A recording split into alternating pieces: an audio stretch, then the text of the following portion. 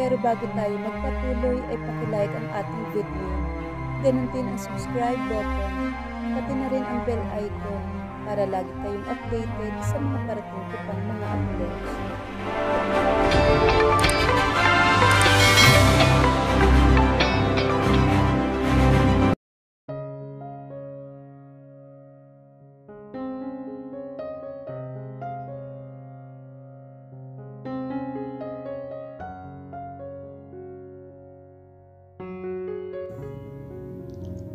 Walang tigil ang 8 taong gulang na batang babae sa pag-iyak habang tinatawag ang ina nito. Nakaupo ito sa isang sulok at may hawak itong madungis na pusa. At maging ang batang babae ay ganoon din. Ngunit hindi natatakpan ang magandang mukha nito sa madungis na damit nito. Nasa loob sila ng isang abandonadong warehouse. "Huwag kang maingay. Mahuhuli nila tayo," sabi ng batang lalaki, habang pilit nitong tinatakpan ang bunganga ng batang babae at para matigil ito sa pag-iyak. Kumalma naman ang batang babae, bagamat may luha sa mga mata nito. "Uuwi na tayo?" Inosenteng tanong nito. "I don't know. Just calm down, okay?" Inis na tugon ng batang lalaki na nasa edad 13. Malaking bulas na ito sa edad nito at mukhang papasibol na pinata. At nakikita ang angking gandang lalaki nito. "Sabi mo sa akin uuwi na tayo." Muling umiyak ang batang babae. Napamura naman ito. "Tigilan mo nga ang pag-iyak. Hindi yun makakatulong sa'yo. Gusto mo bang mahuli nila tayo? Huwag ka kasing maingay para makauwi na tayo. Naiintindihan mo ba ako?" Madiing bulong na sabi ng batang lalaki, para hindi sila marinig ng mga sindikatong dumukot sa kanila at para hindi makatunog ang mga ito sa balak nilang pagtakas. Tumango-tango naman ang batang babae. "Bakit mo pa kasi dinala yan? Paano kung mapisto nila tayo dahil sa pusang yan?" Galit naman na sabi ng batang lalaki. "Ayoko siyang iwan. Huwag kang mag-alala. Pagsasabihan ko siya na hindi siya dapat mag-iingay." Nakalabing sagot ng batang babae. "Are you stupid? Gusto mong pareho ko kayong iwan dito?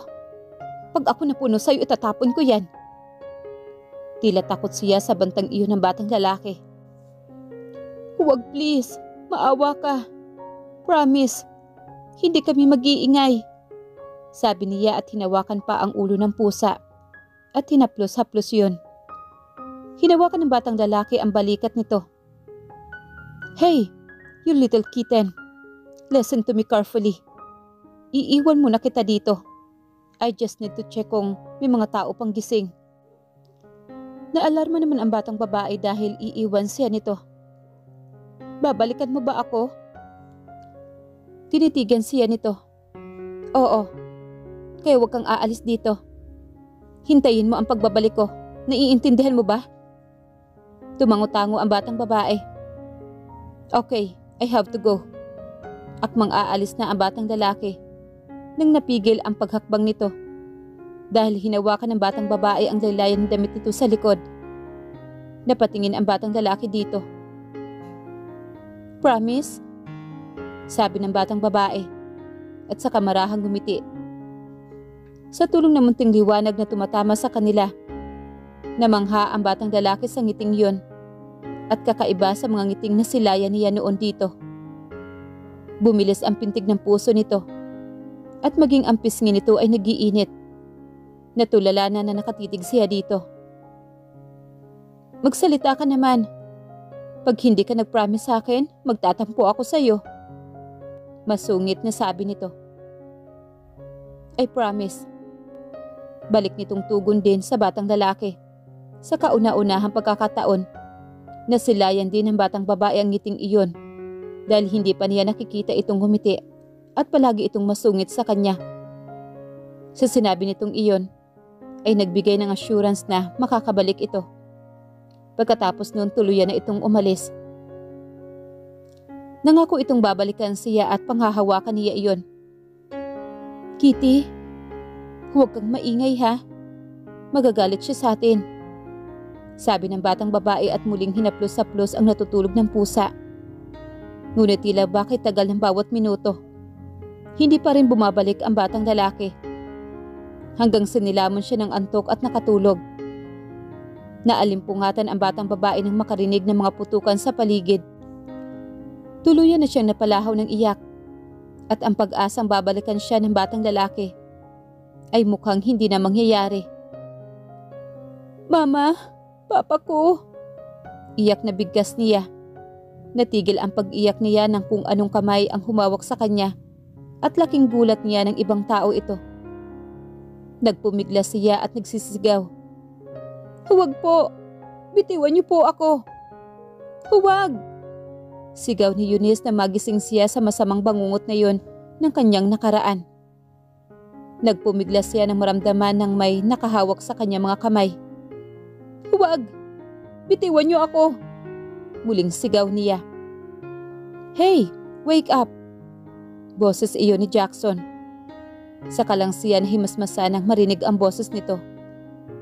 Natigil siya sa kakapiglas at dahil madilim ang buong silid, hindi niya maaninag ang mukha nito. Tinabig niya ang mga kamay nito na binatawan na naman ito. Bumangon siya at saka huminga ng malalim. This time, she was crying again. Pinagdikit niya ang dalawang paa. Saka niyakap yun. Sinubsob niya ang mukha sa kanyang mga tuhod. Bakit? Bakit napapanaginipan niya ulit ang kanyang nakaraan? Nakaramdam na naman siya ng takot na parang kahapon lang nangyari ang lahat. "Binabangungot ka na naman. Alam mo ba kung anong oras na?" Sabi nito. Hindi siya nagsalita at pilit na pinapakalma ang sarili, na halos hindi na siya makahinga. "Eto, inumin mo ito." Tumingala siya dito. The light was open. Nakatayo ito malapit sa kanya. May hawak itong baso ng tubig na kaagad naman niyang tinanggap at ininom at muling ibinigay sa kanya ang baso. "Salamat," tipid na sabi niya. Sinusubukang pakalmahin ang sarili ngunit hindi sapat ang tubig para pakalmahin ang kanyang sentido. Kahit nakabukas ang aircon, pinagpapawisan siya. Lumingalinga siya sa paligid. Sinusubukang maunawaan kung nasaan siya. Nasa kwarto siya ni Jackson. Pinakramdaman niya ang kanyang sarili. Magkatabi nga pala silang natulog.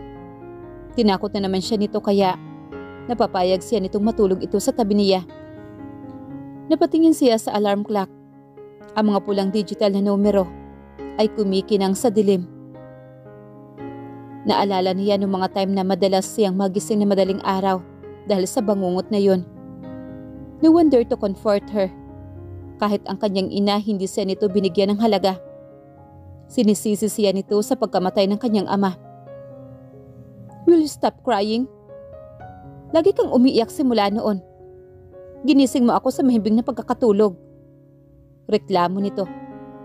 Tinignan niya ito na masama. How dare him to manipulate her?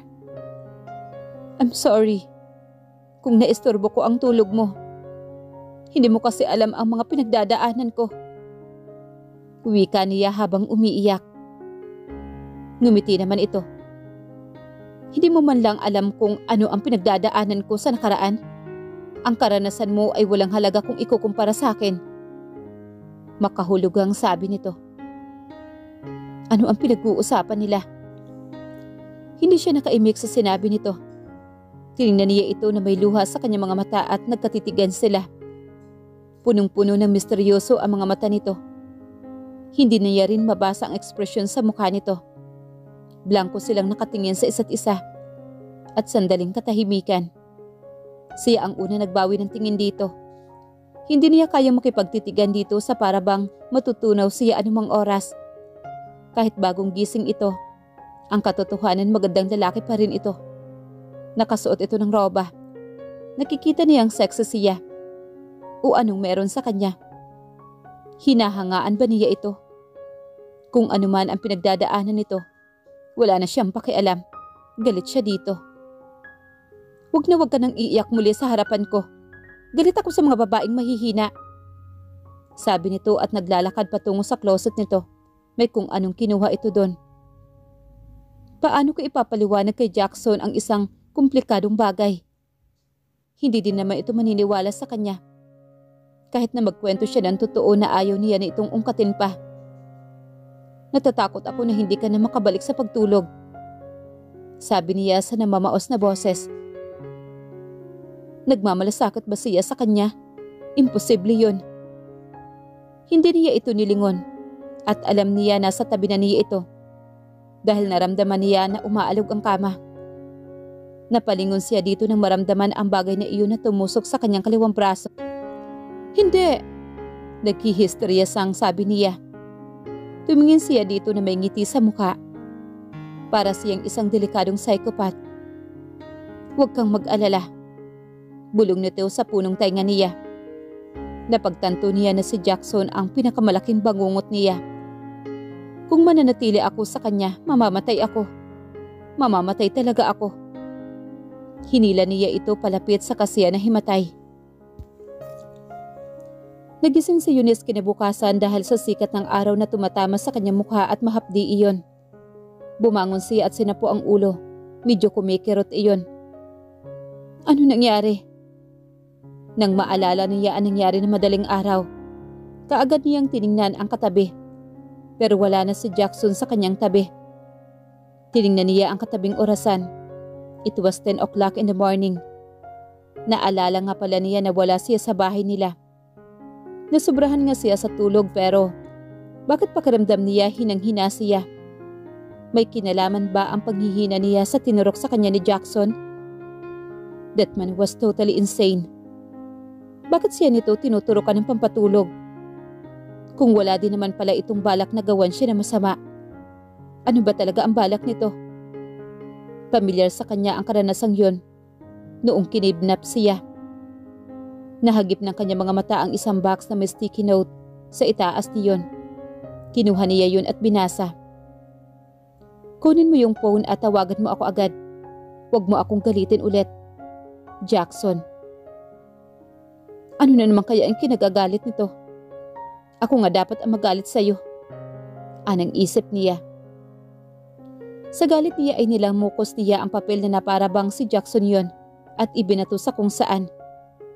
Yung lalaking yun. Dali-dali niyang binuksan ang box at kinuha ang bagong cellphone. Alam niyang nakalagay na doon ang number ng binata. Pero bakit hindi na lang ito ang tumawag sa kanya? Para sana nagising siya nitong maaga. Tinawagan niya ito. Ilang saglit lang ay sinagot na nito iyon. Mabuti naman at gising ka na. Kumusta ang tulog mo? Jackson, huwag na tayo magpaligoy-ligoy pa. Anong sasabihin mo? Tumawa ito sa kabilang linya. Siraulo ba talagang lalaking yun? Ngayon siya naniniwala na si Jackson at Ramon ay may pagkakatulad. Parang ganun din kung makatawa si Ramon. Tawang siraulo. Really? Hindi kita gustong guluhin pero may tanong ako. Hindi ito sumagot sa kabilang linya. Para saan yung tinurok mo sa akin? Pwede bang tigilan mo na? Wala kang karapatan na magreklamo. Putol nito. Paulit-ulit ko yung gagawin kapag sinuway mo ako. Huwag ka na magbabalak na tumakas. Take your breakfast at maghanda ka na. Susunduin ka ng driver ko bago mag alas 12. Saan mo na naman ako dadalhin at... Muli nitong pinutol ang sasabihin niya. Kung makautos ito para bang pagmamay-ari siya nito.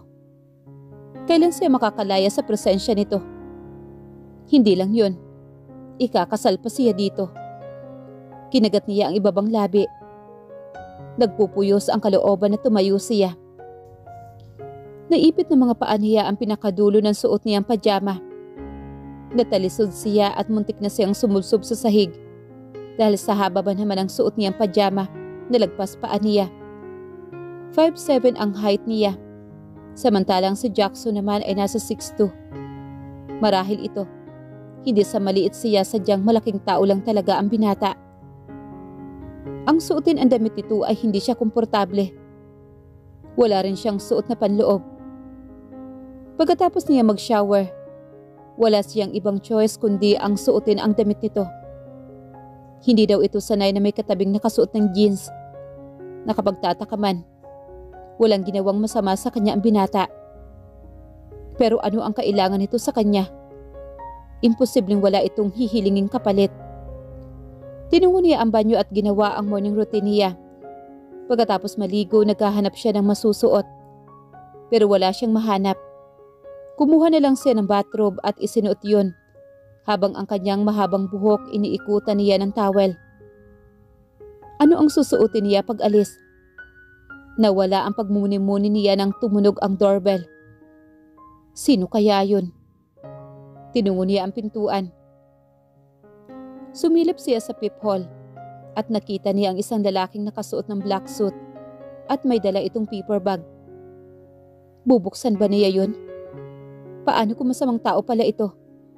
Paano ito nakapasok kung mahigpit ang security sa baba at hindi nagpapapasok sa kung sino-sino lang? Walang sinabi si Jackson na may darating na ibang tao sa kondo nito. Naghanap muna siya ng gagamitin niya para self-defense. Pero wala siyang ibang mahanap. Tinungo niya ang minibar at kumuha doon ng walang lamang bote ng wine at dali-dali niyang tinungo ang pintuan. Dahan-dahan niyang binuksan ang pintuan. Dahan-dahan niya itong binuksan habang ang hawak niyang bote ay nasa kanyang likuran. Bumungad sa kanya ang isang lalaking mas matangkad sa kanya, marahil ng 3 pulgada. May hitsura din ito at marahil kaida din ito ni Jackson. Jackson was 28 years old. 5 taon ang agwat nila. Mukha namang hindi masamang tao ang kaharap niya. Tila nagulat ito na makita siya. Sino po sila? Takang tanong niya rito. Parang binabasa nito ang mukha niya. Hinigpitan niya ang hawak niya ng bote. Just in case susunggaban siya nito. Handa siyang ipukpok sa ulo nito ang hawak niyang bote. Ngumiti ito sa kanya. Hi, I'm Carl. Assistant ako ni Sir Jackson. You must be Ma'am Kate, right? Nangunot noo siya sa tinawag nito sa kanya. Umiling-iling siya. Sorry. Pasensya na Ma'am Chloe. Nakangiting sabi nito. Umiling ulit siya. Ano po ang kailangan nila? Hinawakan nito ang batok niya.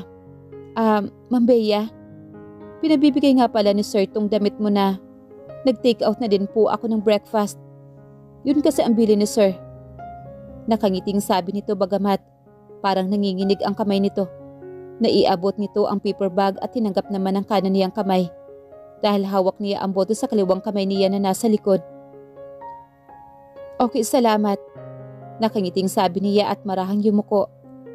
Tila nagulat ang kaharap sa gesture na ginawa niya. Sige po ma'am, aalis na po ako. Akmang tatalikod na ito na magsalita siya. By the way Carl, my name is Eunice.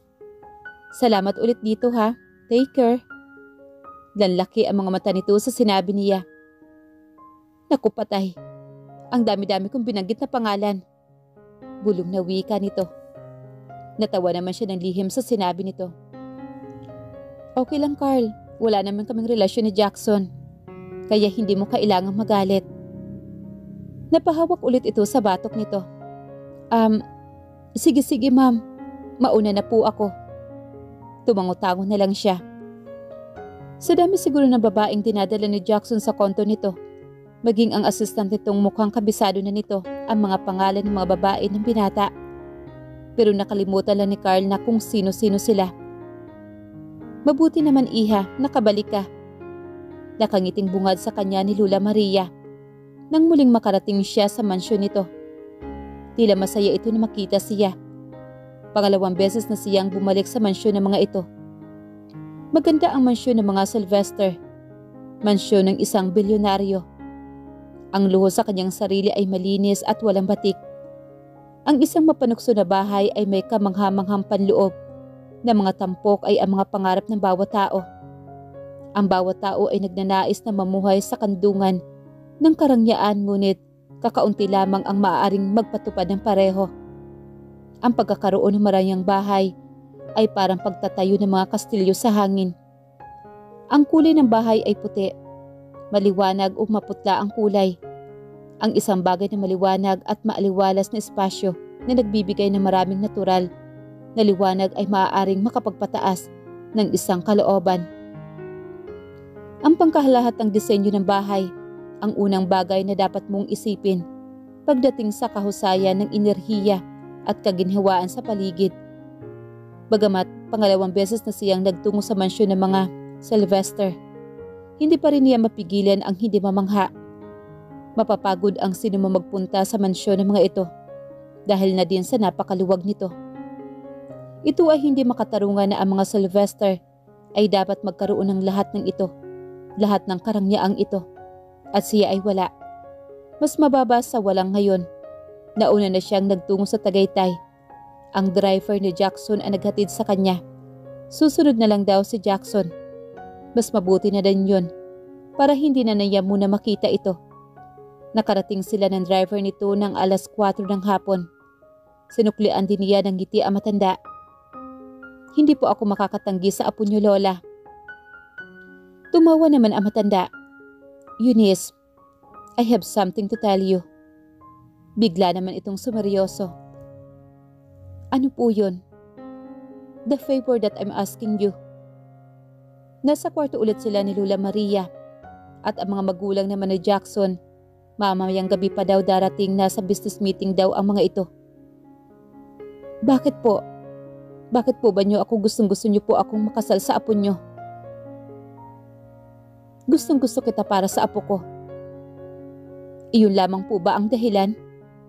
Napabuntong hininga naman ito. Hindi lang yan.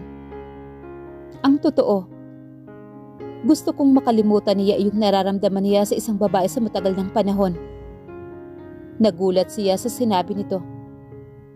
Jackson was in love. Is that possible? I don't want him to be in trouble again. Ayoko na ulit mangyari sa kanya ang aksidenteng kinansakutan niya noong aksidente. Ano po ang ibig ninyong sabihin? I'm sorry, Iha, pero ayoko nang ikwento pa ang pangungutan na nangyaring iyon sa buhay ng apo ko. Nakita niya sa mga mata ni Lola Maria ang lungkot. Mahal na mahal ng apo ko ang pinsan niyang si Elena. Kahit hindi niya sabihin sa akin yan, alam ko kung ano ang kanyang nararamdaman. Pag-iiba nito ng usapan. Ano po ang masama dun, Lola Maria? Normal lang naman po na mahalin niya ang pinsan niya. Elena was adopted. Nagulat siya sa sinabi nito. Hindi nga maganda iyon. Kahit sabihin mo pang hindi kayo magkadugo. Kung sa mga mata ng ibang tao ang tingin ay magpinsang buo kayo. So ano po ba ang maitutulong ko? Gusto kong makalimutan ng apo ko ang nararamdaman niya kay Elena sa pamamagitan mo, Iha. Please, gawin mo ang lahat para paibigin mo ang apo ko.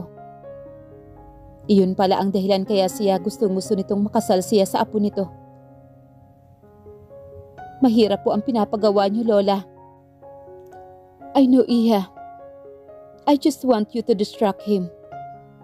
Nakakahiya kapag pinilit ng apo ko ang gusto niya mangyari. Kilala ko siya. Wala itong gusto na hindi nito nakukuha. Baka isang araw malalaman na lang namin na itinana niya sa Elena. Ayokong isipin yun. Napabuntong hininga ito. Kailangan ba niyang gawin ang imposibleng mangyari? Ang paibigin ang apo nito? Si Jackson na rin ang nagsabi na hindi siya na ito gusto. Nagtabi na din sila sa isang kama pero hindi malang siya nito ginalaw at masaya siya dahil doon. Tanggap na niyang makasal sa binata hanggang sa gusto nito. Alam niyang may kapalit ang pagpapakasal niya kay Jackson. Pumayag ka na sana sa gusto kong mangyari, Iha. Alam ko na wala ka ng ibang mapupuntahan. Bilang kapalit, ako na mismo ang gagawa ng paraan para mapadali ang paghahanap sa mama mo. Sa muling dinig niya na sabi niya sa mama niya, tila nabuhayan siya ng loob. Hindi mapapadali kung siya ang hahanap sa mama niya. Kailangan niya ang tulong ni Lola Maria. Pero paano siya? Papayag ba siya?